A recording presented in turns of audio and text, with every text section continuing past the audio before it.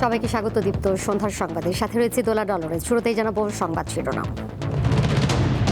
হাম প্রতিরোধে রবিবার থেকে সারা দেশে শুরু হবে টিকাদান কার্যক্রম, স্বাস্থ্য ও পরিবার কল্যাণ মন্ত্রী। রাজধানী সহ সারা দেশের ফিলিং স্টেশনে মিলছে না জ্বালানি, তেল না পেয়ে ফিরে যাচ্ছেন গ্রাহকরা। 2 থেকে 3 সপ্তাহের মধ্যে ইরান যুদ্ধ শেষ হবে, জানালেন যুক্তরাষ্ট্রের প্রেসিডেন্ট ডোনাল্ড ট্রাম্প।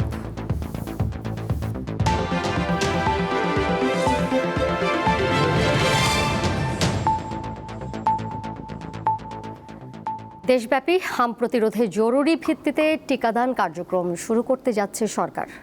আগামী রোববার থেকে মাঠ পর্যায়ে এই কার্যক্রম শুরু হওয়ার কথা জানিয়েছেন স্বাস্থ্য ও পরিবার কল্যাণ মন্ত্রী সরদার সাখাওয়াত হোসেন। বুধবার সচিবালয়ের স্বাস্থ্য মন্ত্রণালয়ের সম্মেলন কক্ষে ইউনিসেফ প্রতিনিধিদের সঙ্গে সভা শেষে সংবাদ সম্মেলনে তিনি কথা জানান। স্বাস্থ্যমন্ত্রী আরও জানান, 6 মাস থেকে 10 বছর বয়সী শিশুদের জন্য টিকা দেওয়া হবে। প্রধানমন্ত্রী তারেক রহমানের নির্দেশে দেশের ইতিহাসে স্বল্প সময়ের মধ্যে ন্যাশনাল ইমার্জেন্সি ভ্যাকসিন ক্যাম্পেইন করা হবে।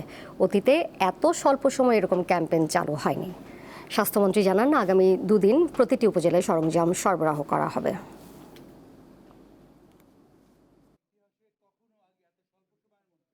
যেই জায়গাগুলি আমাদের সবচেয়ে বেশি এফেক্টেড উপজেলা, UNICEF has got that list.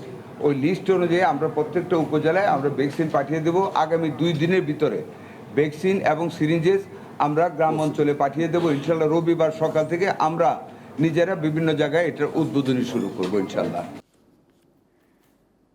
শিশুদের হামে আক্রান্ত হওয়া নতুন কিছু নয়, তবে এবছর ব্যাপক সংক্রমণের কারণ হিসেবে হামের সাথে অন্য কোনো ভাইরাস আছে কিনা তা খতিয়ে দেখতে হবে বলে মনে করছেন জনস্বাস্থ্যবিদরা। যারা সুস্থ হয়ে যাচ্ছে তাদের দীর্ঘমেয়াদী কোনো সমস্যা না হলেও নিউমোনিয়া আক্রান্তদের জন্য সতর্কতা অবলম্বন করার পরামর্শ তাদের। হামে আক্রান্ত হয়ে যেসব শিশু মারা গেছে তাদের প্রায় সকলের বয়স 9 মাসের কম, অর্থাৎ তারা টিকার আওতায় আসেনি। এছাড়া অন্য জটিল রোগও ছিল।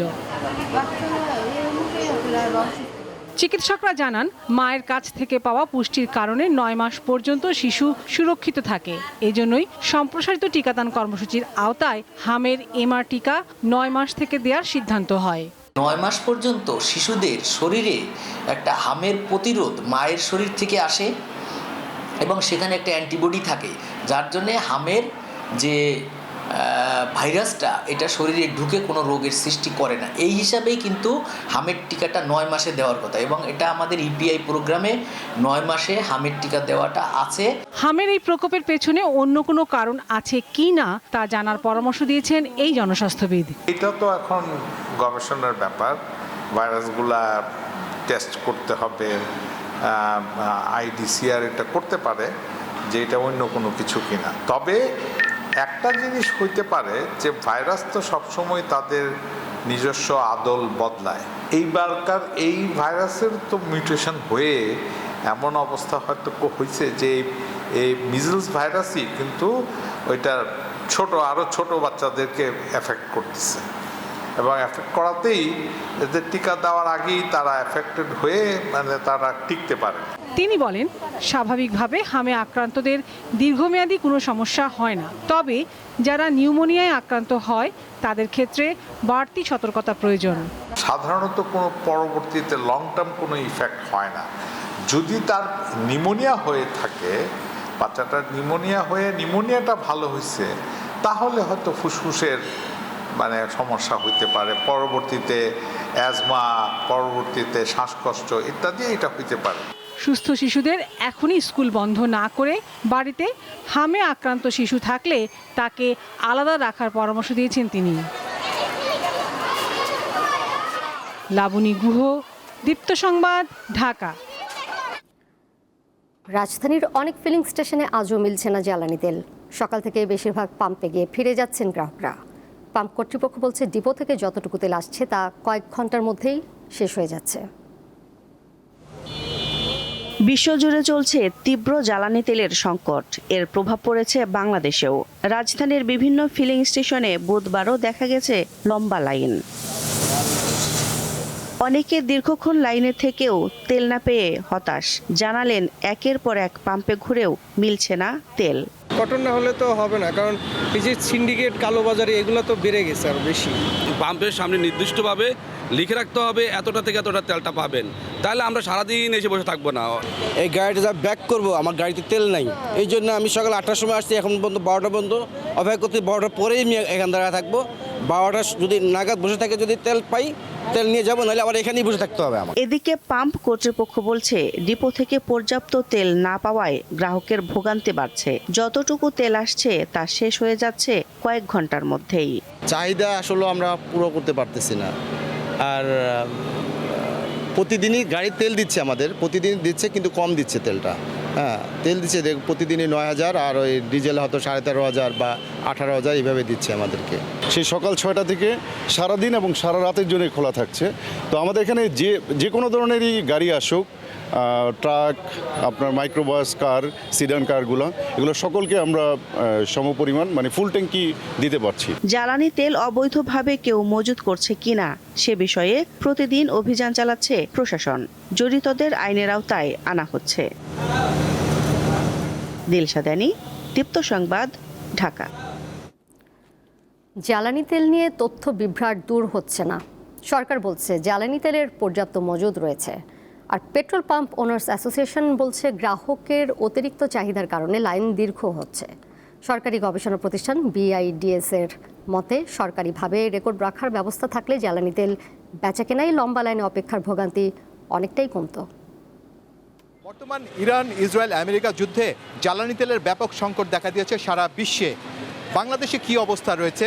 বলা হচ্ছে দেশের পেট্রোল পাম্পগুলোতে তেল আছে, কিন্তু তেল না পেয়ে ঘন্টার পর ঘন্টা অপেক্ষা। মোটরসাইকেল, গাড়ি, ট্রাক, বাস সহ শত শত যানবাহনের অপেক্ষা। এই অপেক্ষার কখন শেষ হবে কেউ বলতে পারে না। আসলে কি তেল আছে নাকি তেল নেই?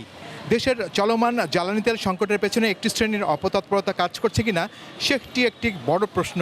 কেননা সরকার কিন্তু বারবারই বলছেন দেশে জ্বালানি তেলের কোনো সংকট নাই, অথচ কোনো গণমাধ্যমে খবরে বলছে অসংখ্য পাম্প বন্ধ, আর যেগুলো খোলা আছে তার সামনে যানবাহনের দীর্ঘ সারি, ঘন্টার পর ঘন্টা অপেক্ষা করেও কেউ তার কাঙ্ক্ষিত তেল পাচ্ছেন না। যার চাহিদা আসলে 15 লিটার তাকে দেওয়া হচ্ছে 4-5 লিটার। আপনি তো তেল নেওয়ার জন্য এসছেন, তেলের আপনার এই যে তেল না পেয়ে আপনার কি সমস্যা হচ্ছে? সমস্যা হচ্ছে আমার ব্যক্তিগত কাজে যানজটের জন্য, দুপাল্লায় যাওয়ার জন্য সমস্যা হচ্ছে, বাচ্চাকে স্কুল নিয়ে যাওয়ার সমস্যা হচ্ছে, এইটাই নিয়ে। তেল না পেয়ে আপনার কি ধরনের সমস্যা হচ্ছে? সমস্যা তো অনেক সমস্যা। আমাদের প্রতিদিনের যে যাতায়াত, আমাদের কাজকর্মে, পাশাপাশি বাচ্চাদের স্কুল, তো এগুলা যেটা হচ্ছে সরকার, দেখেন সরকার তেলের দাম বাড়ায়নি, এটা ঠিক আছে, কিন্তু আমরা তেল তো পাচ্ছি না। তেল না পেলে তো আলটিমেটলি আমার রিক্সাতে যাতায়াত করতে হচ্ছে, আমার তো আরও জরিমানা বেশি যাচ্ছে। আমরা আসলে শুনছিলাম আসলে যে মানুষের দুর্ভোগের কথা। আসলে কেন এই অবস্থা? এই অবস্থাটি আমরা একটু যদি পেছনে তাকাই, যে বাংলাদেশে বর্তমানে কিন্তু প্রতি মাসে জ্বালানি তেলের যে চাহিদা সেটি কিন্তু আমরা দেখছি 8 থেকে 10 লাখ মেট্রিক টনের মতো। এর মধ্যে 5 lakh metric ton petrol octane এবং বাকি 4 লাখ টনের একটু বেশি আপনার যেটা রয়েছে ডিজেল। জানা গেছে নতুন করে কিন্তু 5 লাখ মেট্রিক টন তেল কিন্তু এরই মধ্যে আপনার এসে পৌঁছেছে, আরও 2 লাখ মেট্রিক টন তেল পাইপলাইনে রয়েছে। চলুন দেখি সরকারি গবেষণা প্রতিষ্ঠান BIDS এ বিষয়ে কি বলছে। এটার একটা বাড়তি কারণ আছে। বাড়তি কারণ হচ্ছে আমি যদি প্রতিদিন একটা গাড়িকে 10 লিটারের জন্য একটা কোটা দিয়ে দিই, এই কোটাটা টু স্মল, তাহলে ওই গাড়িটা প্রতিদিন আবার পেট্রোলের জন্য লাইনে দাঁড়ায়। কিন্তু আমরা সাধারণভাবে কি করতাম, সপ্তাহে একদিন পেট্রোল কিনতাম। এই যে সপ্তাহে একদিন পেট্রোল কেনার যে কোটাটা, সেটা যদি আমার থাকতো এবং সেটা যদি রেকর্ডেড থাকে, তাহলে আমি সপ্তাহে একদিন ওখান থেকে কিনবো, সেই ক্ষেত্রে এই লাইনটা দেখা যাবে না। আমাদের সাথে এই মুহূর্তে যোগ দিচ্ছেন পেট্রোল পাম্প ওনার্স অ্যাসোসিয়েশনের সম্মানিত সভাপতি। আমরা তার কাছ থেকে আসলে জেনে আসবো যে মূল সমস্যাটি কোথায়। সরকার বলছেন যে দেশে কিন্তু প্রচুর পরিমাণে আপনার কিন্তু তেলের সরবরাহ রয়েছে, আবার একদিকে আপনার লম্বা লাইন। তো মূল সমস্যাটা কি, তেল আছে নাকি তেল নেই, কি সমস্যা? যেটা সরকার বলছেন পর্যাপ্ত তেল আছে, শতভাগ সত্যি, এবং চাহিদা কোনটা বলবেন আপনি? এখন যে চাহিদা, এটা তো চাহিদা না। এখন একটা প্যানিক ব্যাংক কাজ করছে মানুষের ভিতরে, একটা স্টোরেজ টেন্ডেন্সি একটা কাজ করছে। যার দরকার 5 লিটার নিয়ে দিয়ে চায় 15 লিটার, যার দরকার 2 লিটার উনি চাচ্ছেন 10 লিটার। প্রাইভেট কার বলেন, জিপ বলেন, গাড়ির মধ্যে টাঙ্কিতে তেল আছে, ওটা দিয়ে উনি আরও 4 দিন চলতে পারবে। এইসব বলতেছেন টাঙ্কি ফুল করবে। আপনি দেখেন কিছুক্ষণ যদি এখানে আপনি শ্যুট করেন, আপনি দেখতে পাবেন আমরা যে 2000 টাকা তেল দিতে চাইছি, 2000 তেল দিতে গেছি, 400 টাকার তেল গেছে, বেড়ে গেছে। এইটা তো এই চাহিদা বাংলাদেশটা পৃথিবীর কোনো সরকার দিতে পারবে না। নাজমুল হক, আপনাকে অসংখ্য ধন্যবাদ। আপনাকে ধন্যবাদ। দেশের আপামর জনসাধারণের কথা চিন্তা করে সরকার ইতিমধ্যে সিদ্ধান্ত নিয়েছে এই এপ্রিল মাসে জ্বালানি তেলের কিন্তু দাম বাড়ানো হচ্ছে না। একই সাথে শুধু জ্বালানি তেলের দাম বৃদ্ধি নয়, পাশাপাশি দেশে যে জ্বালানি তেলগুলো রয়েছে সেগুলোর মজুদ পরিস্থিতি যেন ঠিক থাকে, সে কারণে কিন্তু আপনার সীমান্তে কিন্তু আপনার কঠোর নজরদারি রাখা হচ্ছে। এবং শুধু সীমান্তে কঠোর নজরদারি না, পাশাপাশি যদি অবৈধভাবে আসলে জ্বালানি তেল যেন কোনোভাবে মজুদ না হয় সে বিষয়টিও কিন্তু আপনার সরকারের পক্ষ থেকে সর্বোচ্চ গুরুত্ব দিয়ে দেখা হচ্ছে। একই সাথে কিন্তু আসলে এখানে আরেকটি বিষয় কিন্তু আপনার বারবারই উঠে আসছে, সচেতন মানুষ কিংবা যারা সংশ্লিষ্ট রয়েছেন তারা কিন্তু বলছেন যে শুধু সরকারকে কিন্তু এককভাবে দায়িত্ব পালন করলেই চলবে না, পাশাপাশি আমরা যারা জনসাধারণ রয়েছি আমাদের ঠিক যতটুকু প্রয়োজন জ্বালানি ঠিক ততটুকুই আমরা সংগ্রহ করব। এক্ষেত্রে আমাদের কৃচ্ছতা সাধন যেমন একটি বিষয়, ঠিক তেমনি আমাদের একটি দায়িত্বশীল আচরণও করতে হবে।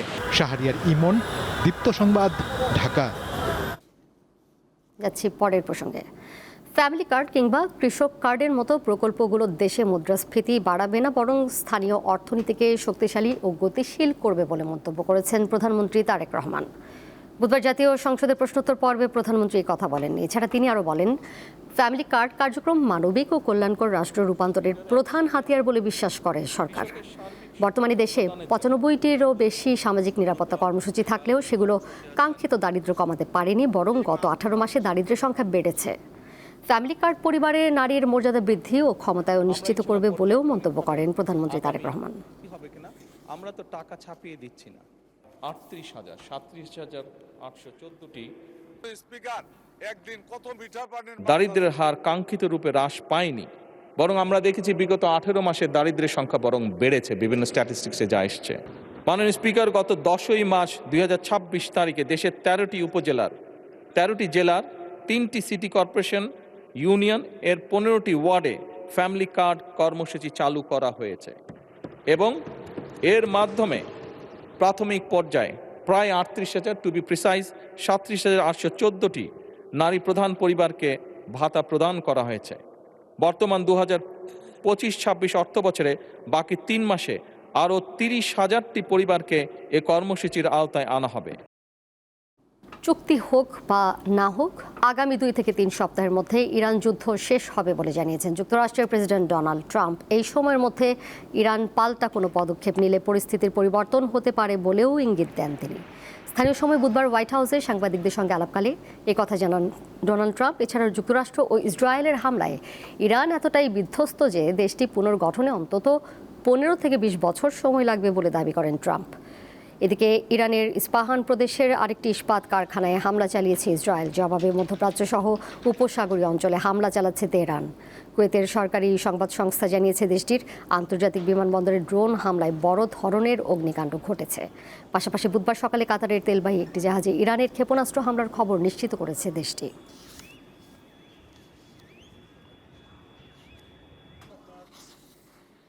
ইরান যুদ্ধে যোগ না দেওয়ায় পশ্চিমা সামরিক জোট নেটো থেকে যুক্তরাষ্ট্রকে সরিয়ে নেওয়ার পরিকল্পনা করছেন যুক্তরাষ্ট্রের প্রেসিডেন্ট ডোনাল্ড ট্রাম্প। বৃহস্পতিবার ব্রিটিশ সংবাদ মাধ্যম দি টেলিগ্রাফকে দেওয়া সাক্ষাৎকারে তিনি কথা জানান। সাক্ষাৎকারে নেটোকে কাগুজে বাঘ হিসেবে অভিহিত করে ট্রাম্প বলেন, প্রতিরক্ষা চুক্তি থেকে যুক্তরাষ্ট্রকে সরিয়ে নেওয়ার বিষয়টি এখন পুনর্বিবেচনায় রয়েছে। ইরানের সংঘাত শেষ হওয়ার পর নেটোতে যুক্তরাষ্ট্রের সদস্যপদ নিয়ে যুক্তরাষ্ট্র পুনরায় ভাববে কিনা এমন প্রশ্নের জবাবে ট্রাম্প এসব কথা জানান। মূলত হরমুজ প্রণালী পুনরায় খুলে দেওয়ার জন্য নেটোকে যুদ্ধ জাহাজ পাঠানোর জন্য ট্রাম্প আহ্বান জানালেও তা মিত্র দেশগুলো প্রত্যাখ্যান করার পর ইউরোপকে আর নির্ভরযোগ্য প্রতিরক্ষা অংশীদার হিসেবে বিবেচনা করছে না যুক্তরাষ্ট্র।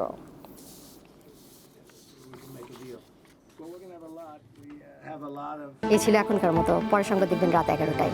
এছাড়াও আরও তথ্য এবং বিনোদনের নানা খবরাখবর জানতে যুক্ত থাকুন দীপ্ত ডিজিটাল প্ল্যাটফর্মে। ধন্যবাদ সবাইকে এতক্ষণ সাথে থাকার জন্য।